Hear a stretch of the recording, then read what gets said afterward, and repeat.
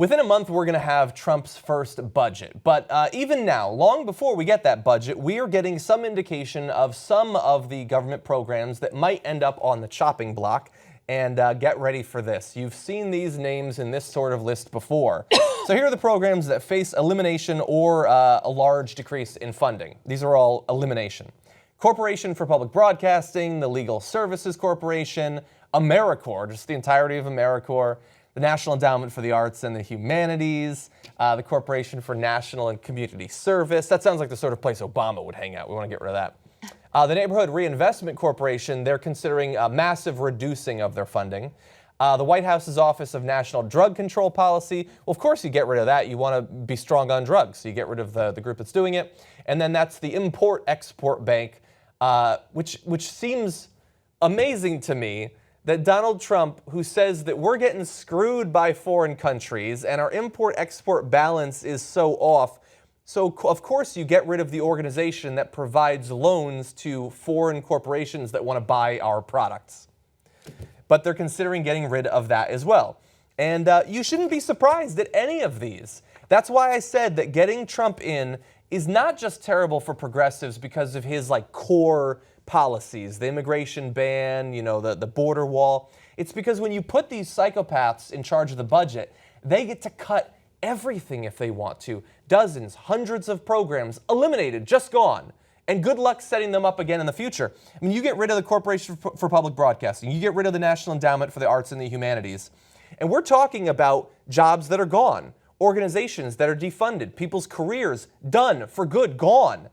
And maybe someday we set up the NEA again. Maybe in 5 years or in 10 years they get funded again. But people's lives have been ruined in the meantime. And that's the power of controlling the federal budget, something that we've handed over to the most irresponsible people in the world. Well, John, I mean, we got to balance the budget, and we spend a lot of money. A huge portion of our budget goes toward those things. You're right. Trump said he was going to balance the budget. He's going to get rid of government waste. And okay, so obviously we know where government waste is. It has nothing to do with funding public broadcasting or funding. Are you sure?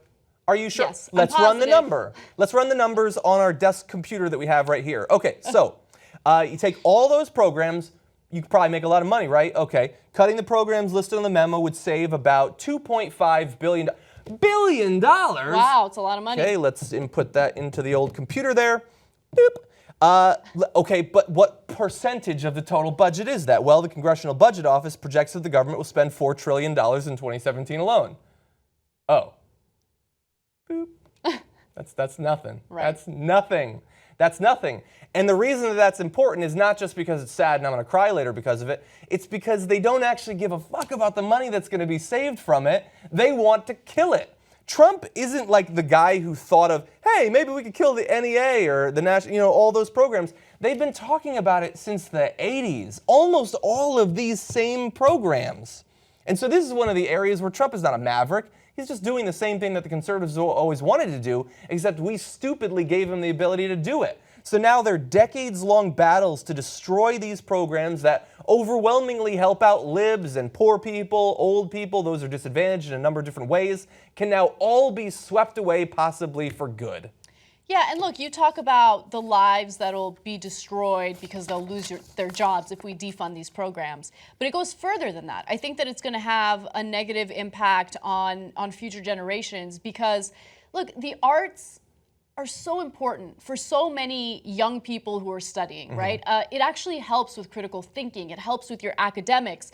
Being part of the arts leads to more creativity in the work that you do. So all of those components are going to be completely destroyed because conservatives have never liked the arts. They think it's a waste of time. They don't get it. They don't get it. And so they think it's kind of like when researchers do basic science or when they do research into basic science. And they'll always downplay the importance of those studies. So I don't know. I feel like you'd have a better example than I do. But you'll see a study covered on Fox News every once in a while where it seems frivolous and nonsensical. Oh, yeah. But really, it's looking into fundamentals of bigger scientific issues. Yeah, like right? the spawning rates of a particular type of shrimp in a certain area. And they're like, oh my God, $1 billion on shrimp. It would not be $1 billion, but yeah. where that's really about population growth studies and evolution, effects of toxins. Like it's actually important and represents more than it might seem. It's about understanding the world around us, right? So taking a deeper look at the issues that might look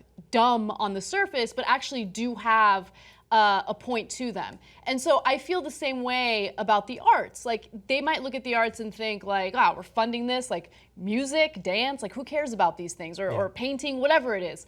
But those things, those activities have so much of a positive impact on the minds of young people, and it benefits their lives in so many ways. So think about how that'll be snatched away from them really scares me, especially when you also look at public schools and public universities and how much funding has been cut from these institutions to the point where they can't even teach kids about the arts. Yeah. It's all about math, reading, maybe science, that's it.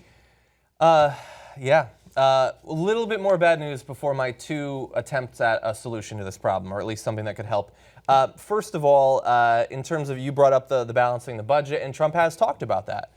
He also recently said a balanced budget is fine, but sometimes you have to fuel the well in order to really get the economy going.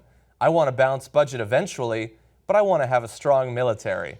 And so there you have the pattern that we have always seen and we will always see. They say that they are fiscal conservatives and they are budget hawks and they're going to get us a balanced budget. And so what happens? They spend a ton of money on tax cuts in the military. They destroy the federal budget. A Democrat gets elected. The Democrat has to scrimp and save and fight for 4 or 8 years to get the budget back to close to being back in parity. And then we elect another Republican and then damn the sale. Like just put as much money in the military as you want. Another round of tax cuts, they wreck the budget again.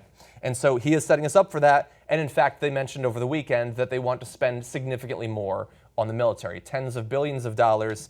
And that's when we're pulling out of areas. Like supposedly we should need less money. But two things that I think would help. One's more long-term, we probably don't have time for it. For the love of God, encourage your conservative friends and neighbors to get involved in the arts. If there were more Western plays and more pictures being drawn of hound dogs, maybe we wouldn't have this problem because they'd feel invested in the goddamn thing.